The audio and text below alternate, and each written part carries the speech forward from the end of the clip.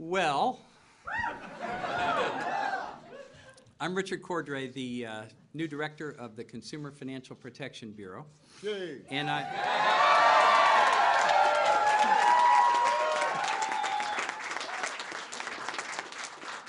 am very pleased to have the President of the United States here with us today. This is a very important week for all of us. It's a very important week for the Bureau. It's a very important week for the country. The President is someone who understands the important role consumer finance plays in the lives of every American. Consumer financial products and services can help each of us achieve our dreams. But when risks are not clear and fees are hidden, they can make our lives much harder. We saw that just the other day when we visited an elderly couple, the Easons in Cleveland, Ohio, and heard their personal story about predatory lending firsthand. Predatory lending that almost cost them their precious home of many years. Because the President understands this, going all the way back to his days of community organizing, helping working class families cope with their struggles on the streets and in the neighborhoods of Chicago, he has been a strong supporter of rules of the road that make the consumer financial system safer for all Americans. We are now an independent federal agency. We are responsible by law to act in the public interest to protect American consumers in the financial marketplace. To do our job well, we will be reaching out and working with public officials from both sides of the aisle and from every part of this country, including not only the President, but senators, representatives, federal officials, and state and local leaders who want to work with us as we stand up for consumers. We are proud of the work that you all do, and we wanted the President to see it firsthand. So it is my pleasure to introduce to all of you and to welcome to the Consumer Financial Protection Bureau the President of the United States. Thank you, everybody. Thank you. Good to see you. Good to see you. Thank you. Thank you.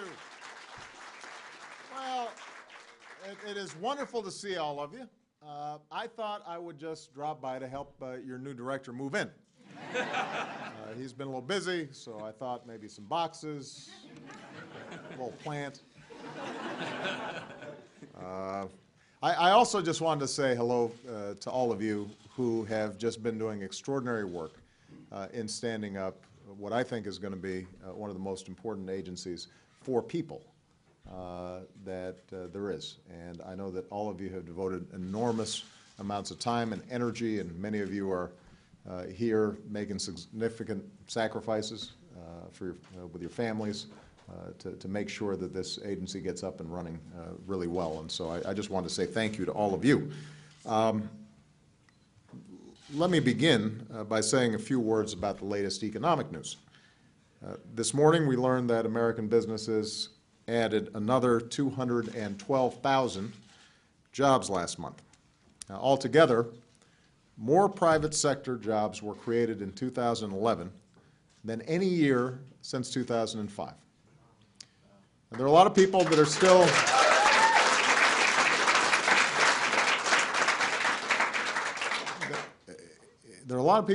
hurting out there.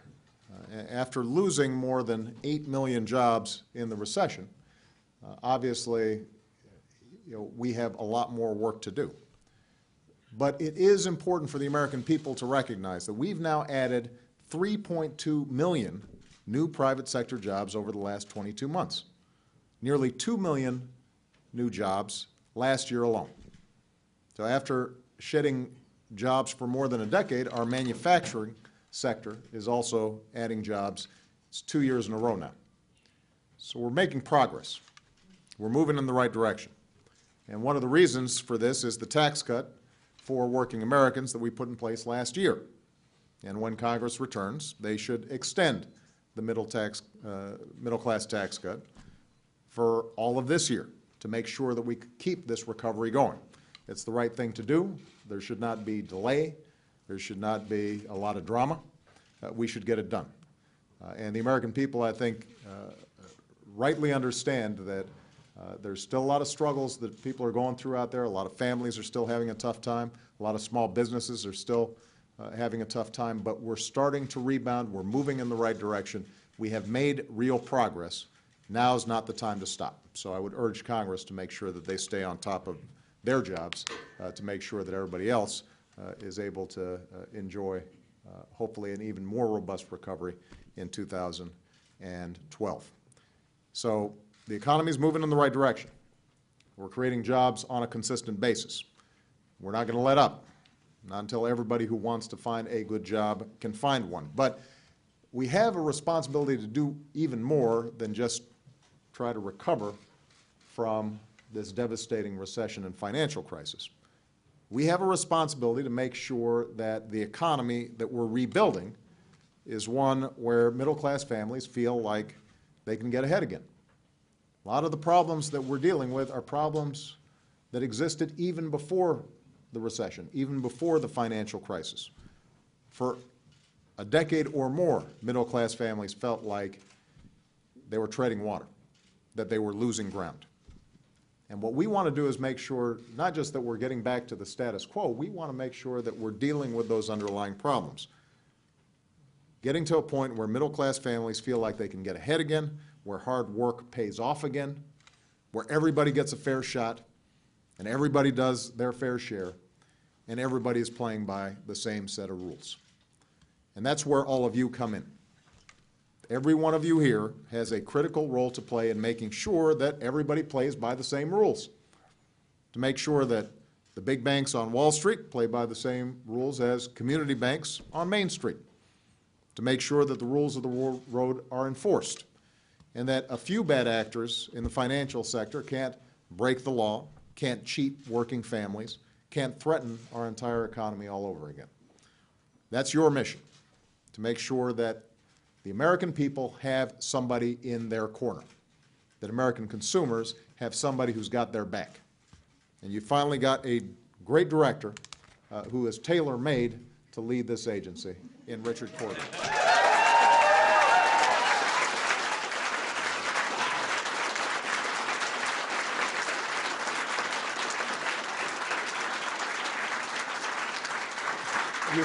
You've also got an extraordinary team that is lined up behind me here who did a great job in getting this agency up and running and are going to continue to show extraordinary leadership in all the various issues that you're going to be addressing. And I also want to give a special shout out to the woman who dreamt up this agency and spent so much time turning it into a reality, our friend Elizabeth Warren. Very proud of her.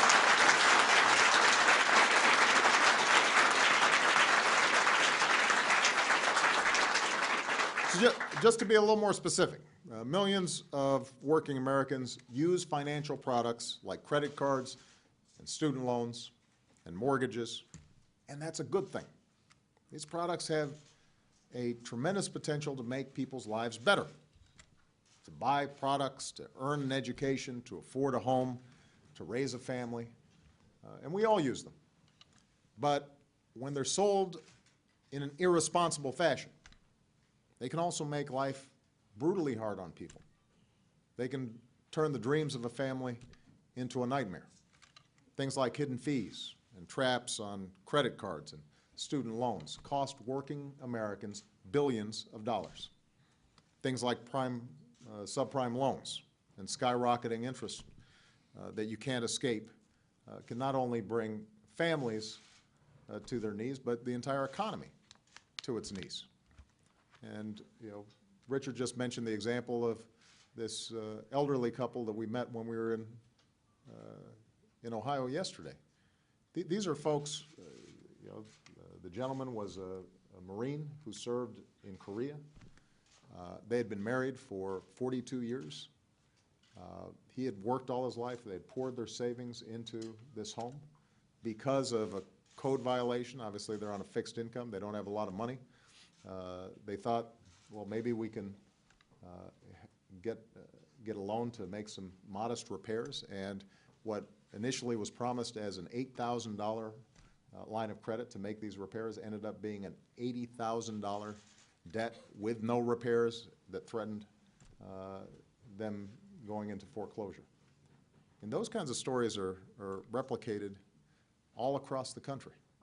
And it not only hurts those individuals, it hurts the entire economy. That shouldn't happen. Not in America. And that's why we're here. We're here to put an end to stories like these. And already your work is making a difference. The Know Before You Owe campaign you've been working on for months is doing three big things. It's making home loan applications more transparent so that families will know what they owe on their mortgages. It's making it easier for students to compare financial aid packages and know what they owe each month when they graduate. I could have used that. It's making, in fact, I've got a law school classmate here who, she probably went through the same thing I did. It's making credit card agreements shorter and simpler so that card holders will know what they owe and what they're getting into. And I know that folks all across America have been sending in their stories to help shape these new initiatives. This is not something where it's just a Washington top-down process. You are gathering the experiences of individual families, seeing how they got hurt, how they might have gotten cheated, and that's helping to define how you enforce these rules. And that's vitally important. And now that Richard is your director, you can finally exercise the full power that this agency has been given to protect consumers under the law. Now that he's here, irresponsible debt collectors and payday lenders and independent mortgage servicers and loan providers, they're all bound by the same rules as everybody else. No longer are consumers left alone to face the risk of unfair or deceptive or abusive practices. Not anymore.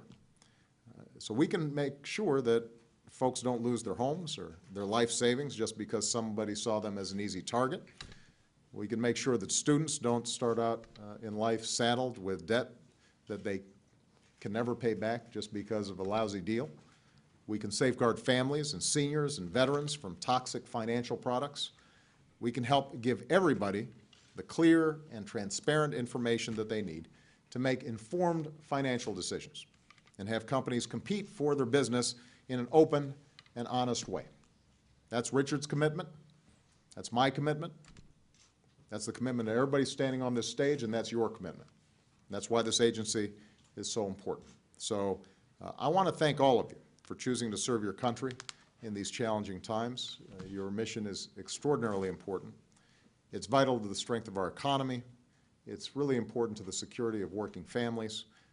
And I know that it might be personal for some of you. You may know a friend or a family member whose life was turned upside down because of some of these unsavory practices that this agency is designed to root out. And maybe you were then determined to prevent that from happening to somebody else. Now you can, and we're not going to let those folks down all across the country. You know, when I meet Americans all across the country, or I read letters that I get every night, you know, they really don't ask for much. They're not looking for a handout. They're not looking for special treatment. They just want a fair shake. They just want a fair deal. And we have a chance to give it to them. So let's do everything that we can to make sure that middle-class families can regain some of the security that they've lost over the last decade. Let's help to protect what they've worked so hard for and give them the chance to hand it down to their kids. I know you guys are ready to go to work. I am too. I couldn't be prouder of you, so congratulations. Richard?